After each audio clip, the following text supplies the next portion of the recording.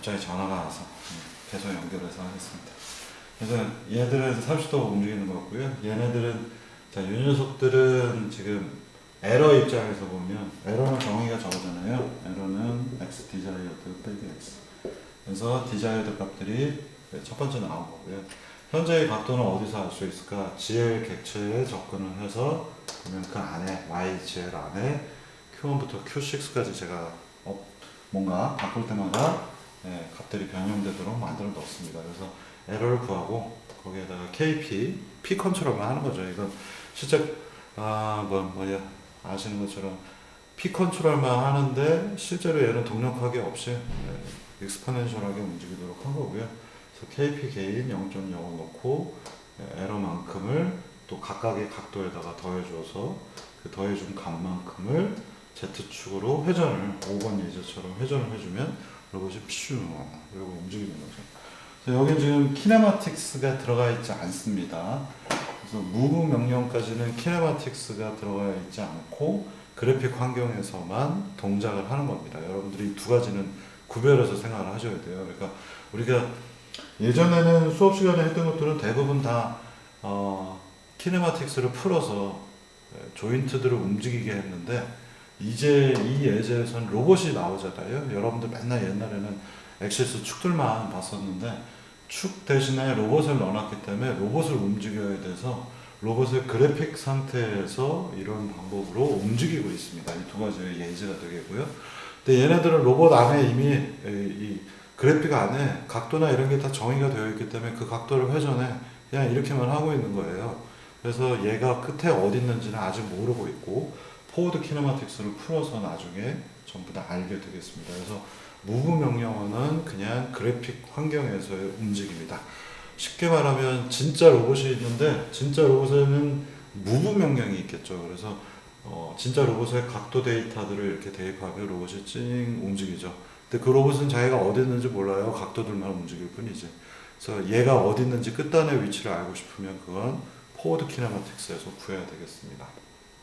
그래서 이 무브 명령어는 진짜 로봇을 움직인다라는 생각으로 얘는 모터가 움직이는 것 같은 그런 부분입니다. 그래서 그래픽하고 포워드 키네마틱스하고 여러분들이 두 개를 분리를 하시는 것이 초반에 필요합니다.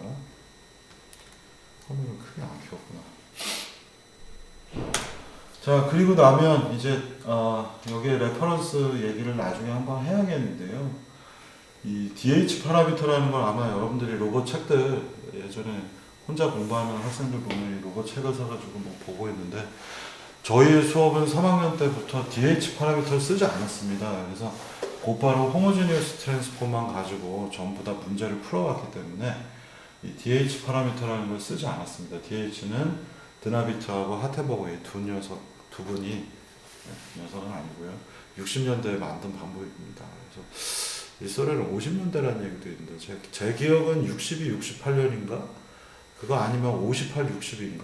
뭐 요때에 이 DH 파라미터라는 걸 제시를 했고요. 사실 별거 없어서 이 방법은 조인트하고 조인트 사이를 4개의 파라미터로 표현하겠다라는 방법인데 기회가 되면 한번 얘기를 하겠습니다.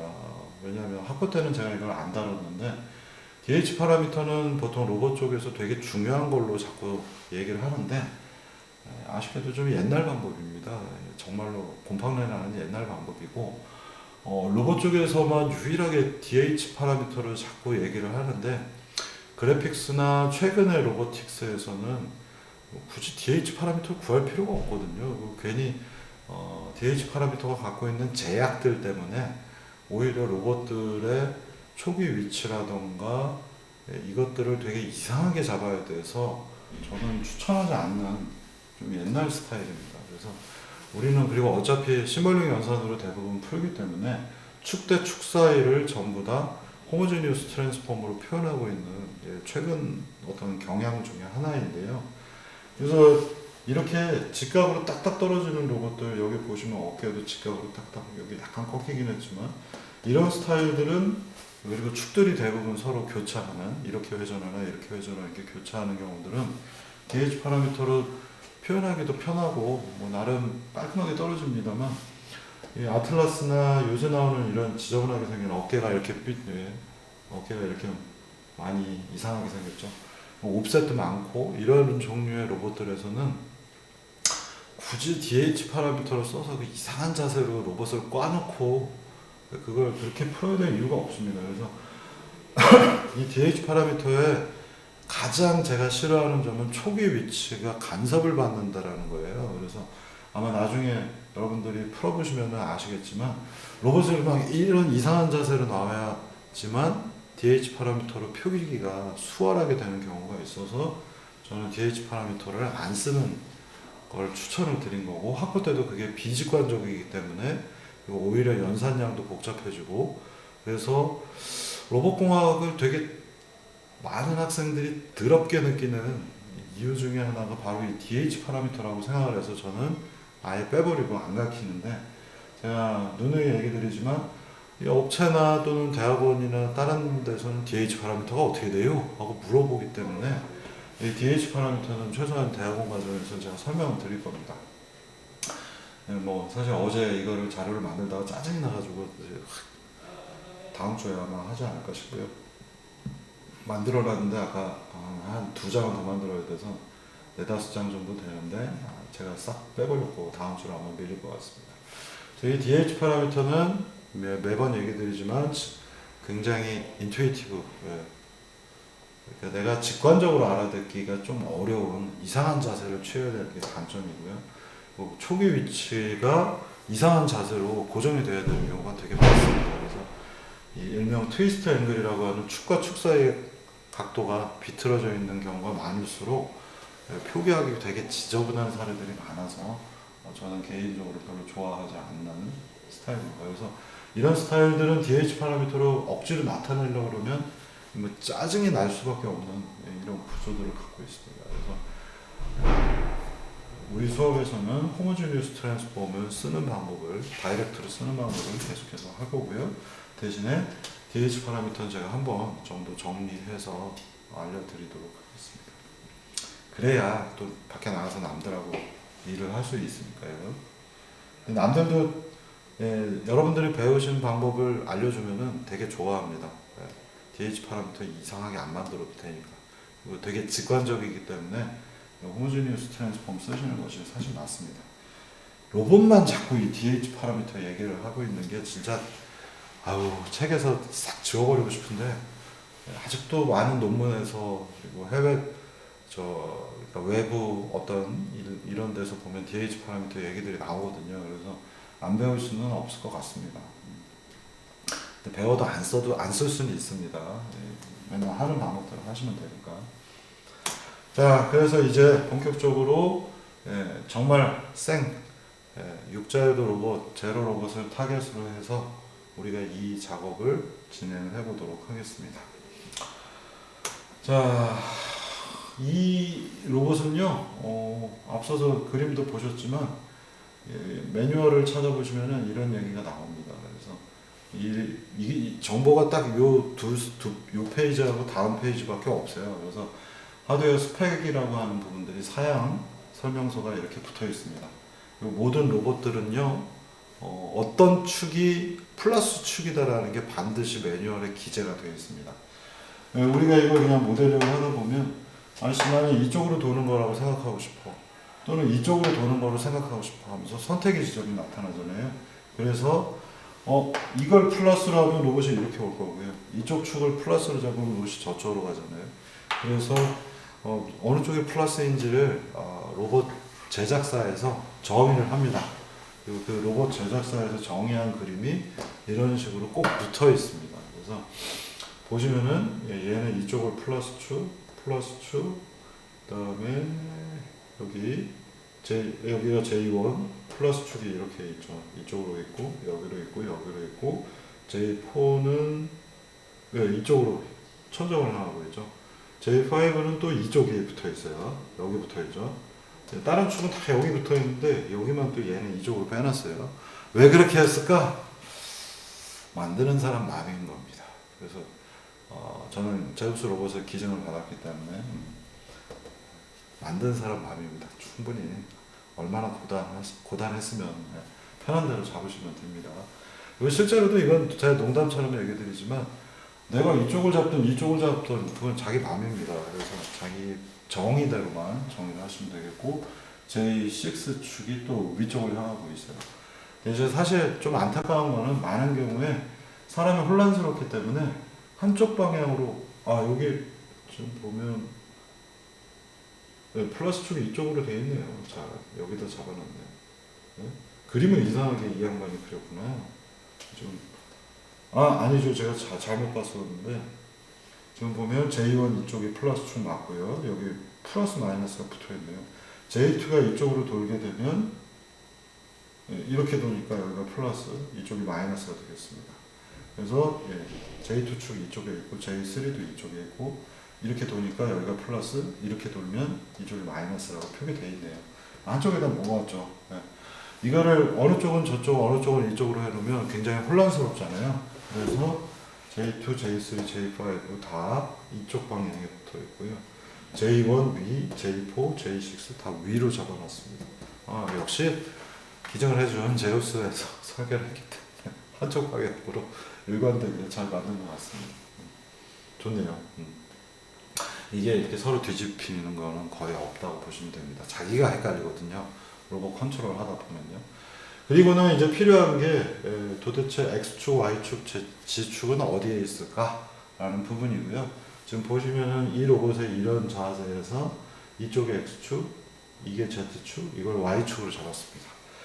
이제 아마 여러분들이 제가 잡아놓은 축을 보면 이 베이스에 해당하는 거를 제가 다르게 잡아놨는데 그때는 이 문서를 제가 참고하지 않고 바쁘니까 빨리빨리 대충 만든 거라서 그리고 이 마지막 베이스 축의 좌표계가 틀리면은 위치도 달라지겠죠. 그래서 당연히 맞춰야 되는데 로봇의 위치들은 마지막 이 베이스에 대한 것들이 회전을 얼마만 90도로 어디가 X고 Y고 Z인가는 우리가 하나의 호모제니우스 트랜스폼을 더 쓰기만 하면 딱 맞아 떨어지기 때문에 오히려 이 베이스 쪽에 이렇게 90도가 비틀려 있거나 하는 건 사실 심각한 문제는 아닙니다. 그래서 이거는 간단하게 해결할 수 있는 부분인데 되게 중요한 건 바로 이 끝단입니다. 끝단은 여기서부터 쭉 올라가서 연산을 해야 되기 때문에 무엇이 X축이고 무엇이 Y고 무엇이 Z축인지를 처음부터 아주 꼼꼼하게 보고 시작을 하셔야 됩니다. 그래서 이게 저도 틀리게 놨다가 나중에 한번 다시 바꿨었는데 지금 맞게 되어 있는지 아닌지 저도 헷갈리는데 나중에 이따 뒤에서 한번 확인해 보시면 될 것 같습니다. 그래서 일단 축에 대한 정의, 어떤 축이 플러스 마이너스인가 반드시 있어야 되고요. 그리고 어떤 베이스와 엔드 이펙터가 어떻게 XYZ가 붙어 있는가, 이걸 일부러 삐뚤어 해놓는 사람은 없습니다. 그래서 XYZ가 어디 축 방향인가 라고 하는 것을 반드시 문서에서 확인을 하셔야 됩니다. 이게 틀리면 이제 로봇이 X축으로 가 했는데 옆에 이렇게 Y축으로 가고 있는 이런 일이 벌어지겠죠.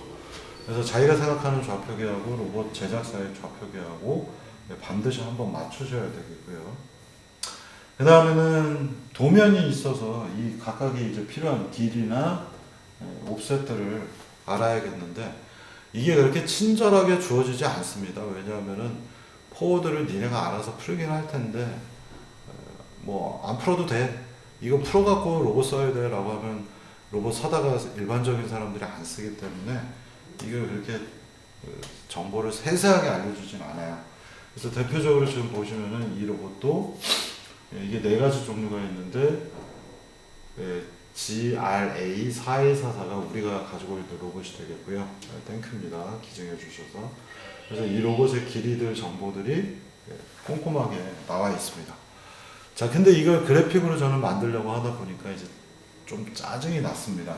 이유는 왜 그러냐면 이 길이가 안 나타나 있어요. 이 길이를 알려줬어야 되는데 안 알려줬어요. 여기 지금 도면을 보면 없잖아요. 중요한 것들만 표현이 되어 있고 여기서 얼마 튀어나왔는지도 아마 없었을 겁니다. 그래서 제가 자료 보면서 로봇 실제 캘리퍼스로 재면서 맞춰봤던 것 같은데 이 길이가 있어야 그래픽으로 만들어줄 텐데 이게 없어서 적당히 이 길이를 잡았던, 나중에 재봤던가 하여간 그렇게 대충 잡았습니다. 그리고 그래픽을 하려면 사실 이 두께도 있어야 되는데 이것도 없어가지고 재봤던가 대충 했던가 아마 그런 것 같아요. 아마 주말에 집에서 해가지고 이 길이는 지름은 제가 안 재고 그냥 대충 했던 것 같습니다. 왜냐하면 근데 이 두께는 로봇을 구동하는 데에는 사실 직접적 영향을 주지 않습니다. 근데 어디로 관통한다거나 뭐 옆에 가서 살짝 부딪히거나 할 때는 이 폭도 되게 중요하기 때문에 도면에서 알려주는 게 좋은데 그런 부분은 제우스에서 로봇 만들면서 이제 바쁘니까 빼놨겠죠. 거기까지는 생각을 안 하신 것 같습니다. 자, 그래서 이 정보만을 가지고 로봇을 구성을 한 거고요. 그래서 3D Max를 가지고 제가 이제 로봇을 만들어 놨고요. 그래서 CAD는 덩어리가 커서 3D Max 쓰는 거 다들 알고 계시고, 맥스로 로봇을 만든 다음에 이건 이제 껍데기밖에 없으니까 이 껍데기에 조인트 정보들을 제가 실측 정보인 방금 전에 보셨던 420, 440 이 길이도 두 개가 달라서 아이소트로피가 깨지는데, 얘는 워크스페이스가 중요한 작업 공간이 넓은 게 좋은 스타일을 만들었기 때문에 치수가 다르고요. 요새는 또 다른 로봇들도 꽤 많습니다. 그래서 이 녀석들 중요한 포인트들, 실제 조인트가 있는 부분에 제가 이제 이 오브젝트 안에 객체로 만들어 놨고요. J0가 베이스, 그 다음에 J1이 바로 여기에 박혀 있는 축 정보, J2가 이쪽에 있는 정보, J3가 여기 있는 거, J4, 여기 지금 예제로 J4에 좌표가 이렇게 보이고 있죠. 여기서 이렇게 돌아서 로봇 전체가 움직이는 거였죠. 여기에 모터가 있다고 보시면 되겠고요. J4, J5, J6까지 해서 정확한 위치에다가 제가 이미 갖다가 박아놨습니다. 그래서 여러분들이 이걸 구동을 시키시면은 로봇이 진짜하고 똑같은 좌표계로 움직이는 것을 아실 수 있습니다. 물론 이제 베이스 좌표계 제가 삐뚤어 해놓은 것 같은데 그거는 여러분들이 숙제로 나중에 잡으면 되겠습니다. 자, 그래서 이거를 이제 만들다 보니까 이제 헷갈리니까 알아보기 쉽게 제가 좌표들을 찍어놨어요. 그래서 렌더링된 그림을 하나 갖다 놓고, 정말 중요한 좌표, 이제 베이스, 그다음에 여기서 이렇게 꺾여서 올라가야 되니까 요점, 좌표들 제가 이렇게 구해놨고요. 000 좌표, Z축으로 올라가니까 140만큼 올라갔고, 여기 요 사이값, 요거는 정확하게 나와 있지 않은데 제가 130으로 잡은 것 같아요. 그래서 RGB, R이 X축, G가 Y축, 그린이 Z가 이쪽이죠. 그래서 그린으로 마이너스 130만큼 내려와서 다시 올라가죠. 올라가니까 여기 마이너스 130 그대로 있고, 140에서 560, 420만큼을 올라간 거죠. 여기 이렇게 420이라고 적혀 있잖아요. 그죠? 420. 그래서 이 치수대로 좌표를 찍어놨고, 또 이쪽으로 원래 좌표로 가야 되니까 y가 이제 0이 되고요. 좌표 역시 560 똑같고, 여기서 또 올라갑니다. 길이 440이니까 560에다 440 더하면 1000. 아, 이거 로봇 만들 때 1m로 하자 이렇게 생각을 한 거겠죠. 여기 단위는 다 밀리미터입니다. 여기서 여기까지 100mm, 10cm 딱 이동을 합니다. 그리고 다시 올라가서 이거 재보니까 딱 5cm더라고요. 그래서 1050에 이 끝단이 위치하고 있습니다. 이렇게 좌표를 여러분들이 제가 로봇 도면을 드릴 테니 이 좌표를 찾아서 이 좌표들을 찍으시면 이제 모든 옵셋과, 옵셋은 뭘 뜻하냐면 여기서부터 여기까지 폭입니다. 이것도 옵셋이죠. 이 부분은 옵셋, 지금 보면 100만큼의 옵셋이 있는 거고요. 길이 440, 420 이런 정보들이 이 좌표들에 전부 다 녹아 들어가 있습니다. 자, 그러면 이제 옵셋하고 랭스, 길이는 다 알았기 때문에 이제 좌표계를 호모제니어스 트랜스폼으로 차곡차곡 붙여서 포워드 키네마틱스를 구하시면 되겠습니다. 자, 이걸 하려고 보니까 이제 앞서서도 얘기 드렸지만, 자, 이 페이지하고 관련된 게 어느 부분이냐면 바로 이겁니다. 플러스 마이너스를 맞춰야 되겠죠. 그래서 플러스 마이너스 축을 맞춰야 되니까 좌표계를 처음부터 얘네하고 똑같이 맞춰서 설계를 하면 좋은데, 귀찮아서 이걸 제가 그때 이 그림이 제가 없어서 맞췄나 나중에 맞췄나. 그래서 지금은 사실 이쪽으로 튀어나와야 되는데, 여기 이 녀석의 위치를 잘 보세요. 왜냐면 얘가 이렇게 돌려놓으면 저긴지 여긴지 헷갈리잖아요. 그래서 얘는 이쪽으로 해놨는데 끝단 위치 보시면 요 초기 위치대로 제가 만들어 놨다면 이쪽이 플러스 축이 돼야 되겠죠. 왜냐하면 지금 보시면은 이쪽에 J2 축이 있잖아요. 근데 아마 요 자료 만들 때 제가 이게 없어가지고 저 자료가 없어서 이쪽을 플러스 축으로 만든 것 같습니다. 그래서 이렇게 플러스로 되게 축을 잡아놨고요. 그래서 이 시뮬레이션하고 실제 로봇은 각도가 플러스 마이너스 방향이 틀린 거겠죠. 아마 이걸로 했어야 되는데 제 예제에서는 지금 이쪽으로 스타일을 잡고서 만들었을 겁니다. 여러분들은 숙제입니다 이게. 그래서 실제 도면하고 똑같이 좌표계를 맞춰서 여러분들이 배치를 하시면 되겠습니다. 자, 일단은 지금은 이 형태로 갈 겁니다. 그러면 자, 제로 3 예제는 이것들을 이제 미친 듯이 작업을 시작을 합니다. 그래서 코드 보시면 이게 제로 1, 2 예제에도 이것들 그림 그리기 위해서 필요하고요. 그 다음에 아까 보신 것처럼 J1, 2, 3, 4, 5, 6는 그래픽 데이터 안에서 제가 끌고 와서 J1부터 J6는 전부 다 그래픽 개체를 뜻합니다. 그리고 이거를 쉽게 표현하기 위해서 여기 되게 어지러워 보이는 코드가 있는데 여기는 그래픽이고 이 옆에다가 포워드 키네마틱스 좌표계를 붙일 겁니다. 옛날에 여러분들 액세스 3ds 불러다가 포워드 키네마틱스 꾸미는 거 3학년 때 했었습니다.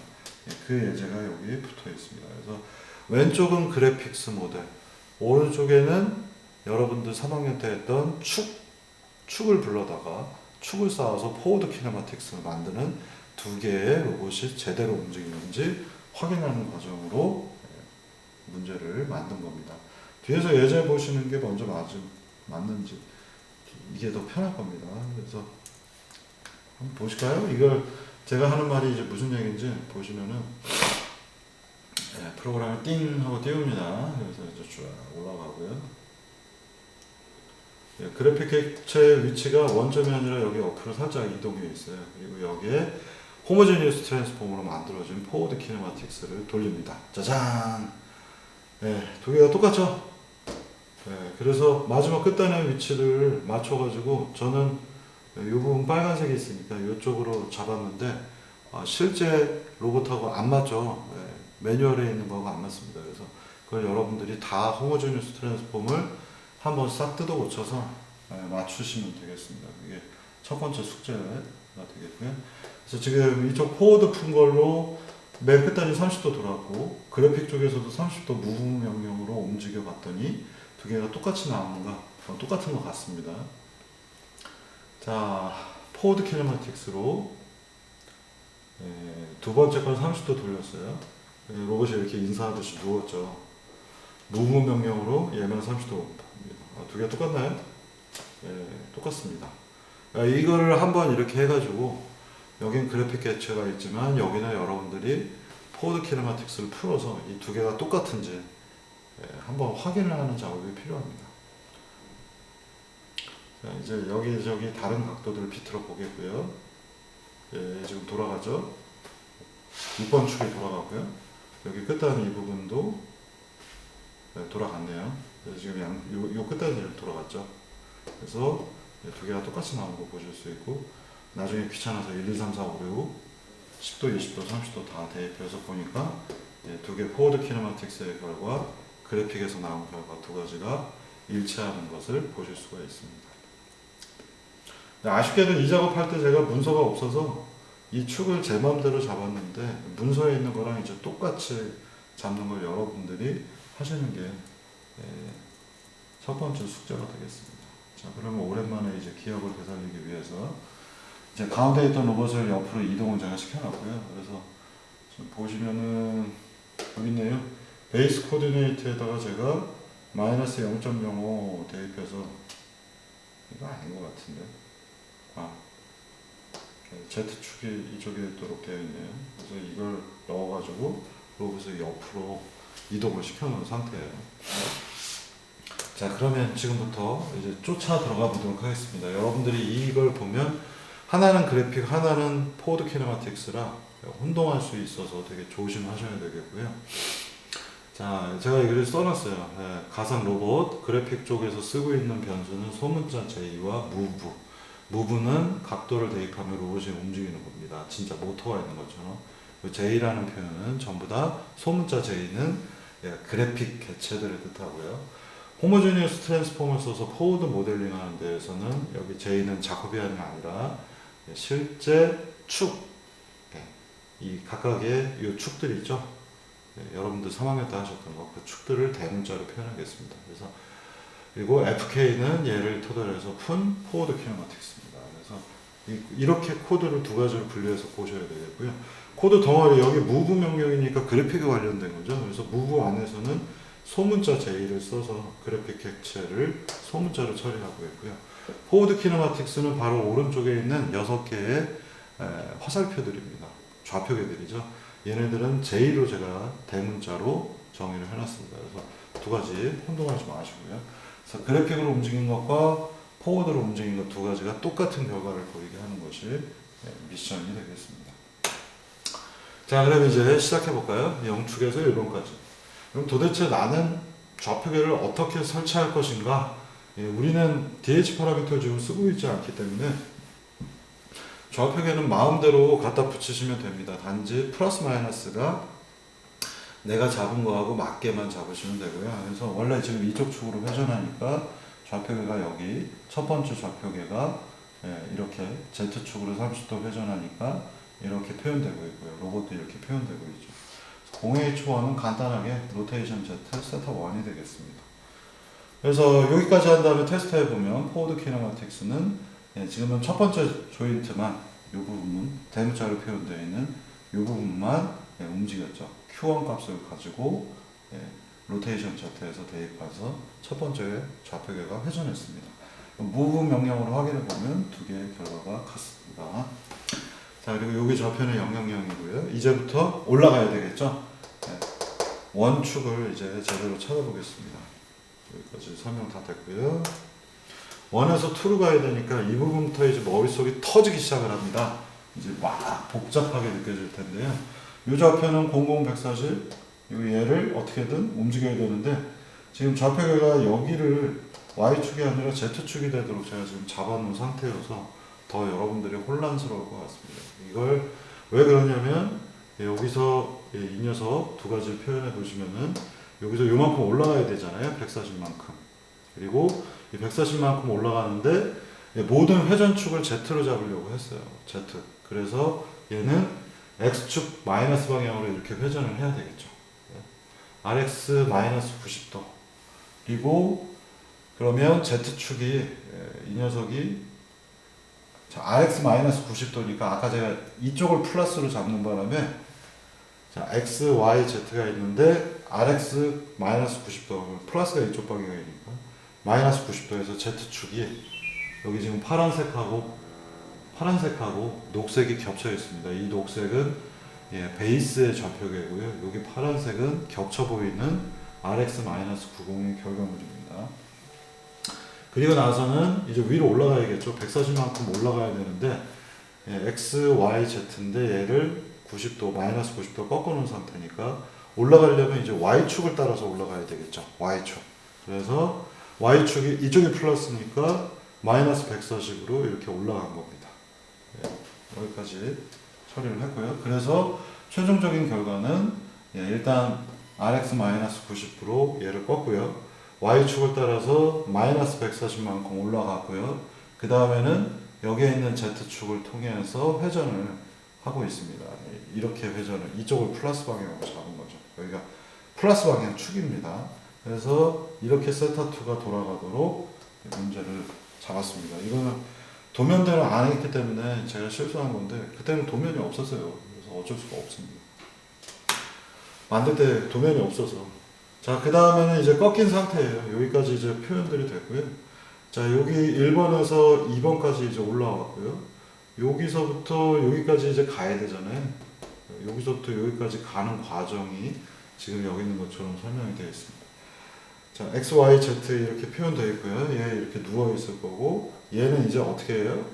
트랜슬레이션 Y 방향으로 마이너스 420도, 여기서부터 여기까지 마이너스 420도 올라가고요. Z축 바로 이거죠. 이쪽으로 이게 플러스 방향이니까 여기서 여기까지 가려면 이쪽으로 이동해야 되겠죠. 마이너스 130만큼 이동을 한 겁니다. 여기 있던 녀석이 마이너스 420, 마이너스 130 가서 여기에 축에 붙어 있습니다. 그리고 나서는 Z축 이쪽 방향으로 다 이걸 플러스 방향으로 잡았죠. 저는 그래서 세타 3가 나왔습니다. 생각보다 복잡하네 라는 생각이 이제 머리를 스쳐 지나갈 것 같습니다. 여기서 잠깐 끊었다가 다시 연결해서 하겠습니다. 복잡하니까 잠깐 쉬어야죠.